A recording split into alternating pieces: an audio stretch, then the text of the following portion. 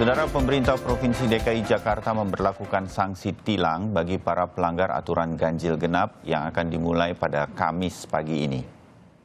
Setelah diberlakukan masa sosialisasi selama 3 hari sejak hari Senin lalu, aturan tilang akan diberlakukan mulai hari ini, hari Kamis, dan tilang akan diberikan bagi kendaraan roda 4 atau lebih yang masuk ke wilayah ganjil genap tetapi tidak mentaati aturan atau tidak sesuai aturan.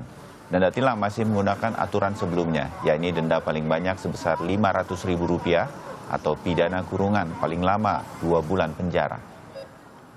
Terkait dengan penerapan sanksi bagi para pelanggar aturan ganjil genap di jalan-jalan protokol di Jakarta, saudara, kita akan segera menjumpai jurnalis Kompas TV, Jona Hamonangan, yang akan melaporkan situasinya di Jakarta. Jona, selamat pagi. Anda berada di mana ini dan bagaimana bisa sedikit melaporkan arus lalu lintas serta penerapan diberlakukannya kembali penindakan aturan ganjil genap? Jona, silakan. Ya, selamat pagi Bayu dan saudara. Saat ini saya berdiri di samping dari Bundaran Senayan dan saja dalam rangka untuk memantau bagaimana tingkat kepatuhan khususnya masyarakat pengendara roda 4 khususnya terkait dengan aturan ganjil genap.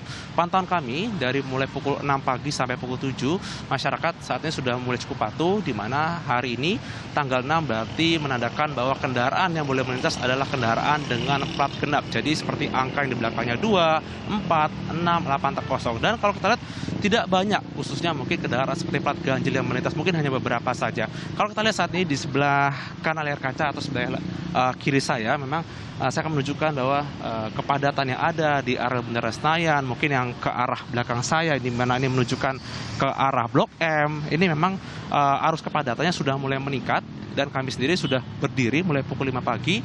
Dan kalau kita melihat dari aturan yang ada, di mana Pemprov DKI Jakarta sudah mulai memberlakukan tilang ganjil genap, ini sebagai upaya dalam rangka untuk mengontrol khususnya kepadatan yang ada. Dan juga ini masih ada kaitannya dengan adanya PSBB transisi.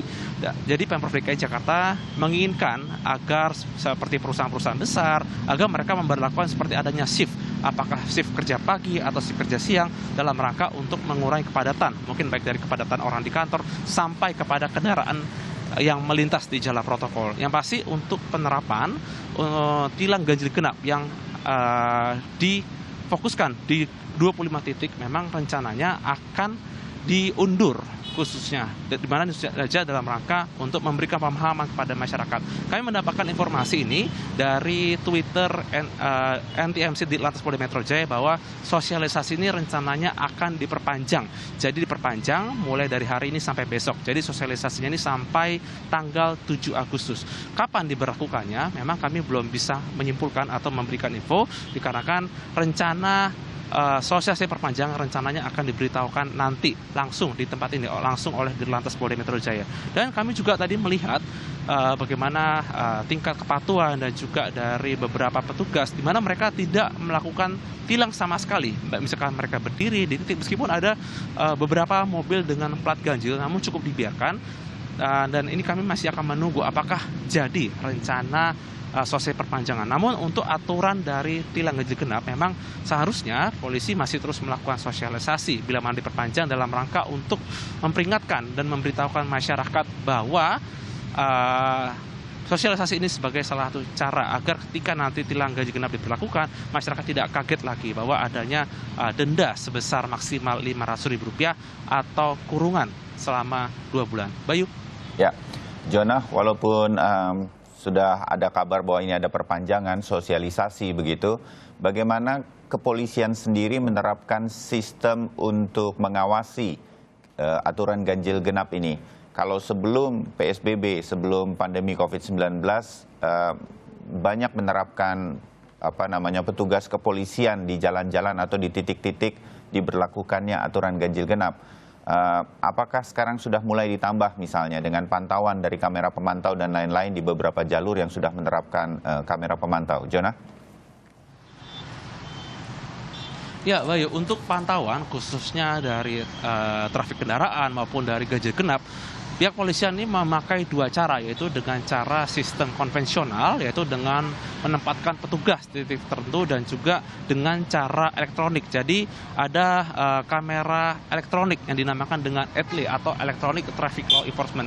Kamera ini sangat canggih, selain untuk memantau khususnya kendaraan ganjil genap, ini juga sebagai salah satu kontrol khususnya mungkin kepada kendaraan yang mungkin penumpang atau pengemudi yang tidak memakai sabuk pengaman, atau mungkin banyak hal seperti pelanggaran lalu lintas. Ya pasti untuk kontrol khususnya dari kepadatan dan juga mungkin dari para pengendara, perlu diketahui bahwa pada dasarnya kepolisian masih memakai cara konvensional seperti petugas yang berdiri di titik tertentu. Apalagi kalau kita lihat saat ini, saya berdiri di area Bundaran Senayan. Ini merupakan salah satu titik yang cukup padat. Jadi petugas tidak hanya berdiri di pos lantas tempat saya berdiri, tapi juga tersebar di banyak titik. Itu saja yang dalam rangka untuk memberitahukan kepada masyarakat pengendara bahwa pada dasarnya mereka harus lebih hati-hati dalam berkendara, apalagi dalam penerapan ganjil genap yang rencananya akan diberlakukan mungkin minggu depan atau mungkin akan lebih awal.